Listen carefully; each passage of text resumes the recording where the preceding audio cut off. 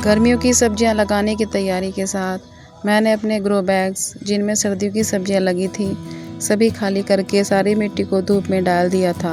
आपके साथ वीडियो भी शेयर की थी मैंने। 2-3 दिन तक मिट्टी को धूप में रखा और अच्छे से मिट्टी को धूप दिखा दी है।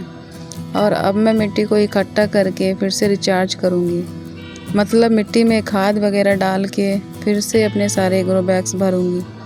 वैसे तो पहले भी मिट्टी में खाद डाल रखी है, पर इस मिट्टी से सर्दियों की सब्जियां हार्वेस्ट की हैं, तो फिर नई सब्जियां लगाने से पहले मिट्टी को फिर से रिचार्ज करना पड़ेगा। तो ग्रो बैग्स भरने से पहले मिट्टी में फिर से खाद वगैरह मिक्स करूँगी। मिट्टी को धूप दिखाने के साथ साथ मिट्टी की सफाई भी कर ली है। जो पौधों की जड़ें वगैरह थी मिट्टी में, वो सब निकाल दी है। कोकोपीट भिगो कर रखी थी मैंने, वो सुखाकर मिट्टी में मिला दी है। कोकोपीट को मिट्टी में मिलाने से मिट्टी में पानी नहीं रुकता, मिट्टी पानी को होल्ड नहीं करती। बरसात में ड्रेनेज अच्छा रहता है, मिट्टी हल्की रहती है और भुरभुरी रहती है। इससे ग्रो बैग भी हल्के रहते हैं, ज़्यादा वज़न भी नहीं होता ग्रो बैग्स में।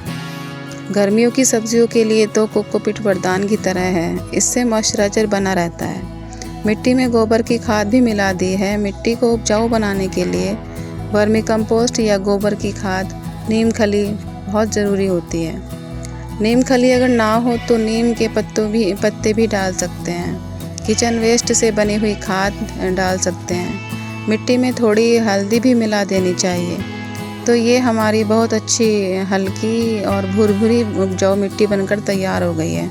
तो ग्रो बैग्स में मिट्टी भरने से पहले मैं कुछ सूखी पत्तियाँ ग्रो बैग में डालूँगी। ग्रो बैग में सूखी पत्तियाँ डालने से मिट्टी कम डालनी पड़ेगी और ग्रो बैग्स भी हल्के हो जाएंगे और समय के साथ इन पत्तियों की खाद ही बन जाएगी। मेरे पास अभी कुछ ही पत्तियाँ हैं सूखी। अगर आपके पास पत्तियाँ हैं तो कम से कम आधा ग्रो बैग हम सूखी पत्तियों से भर सकते हैं।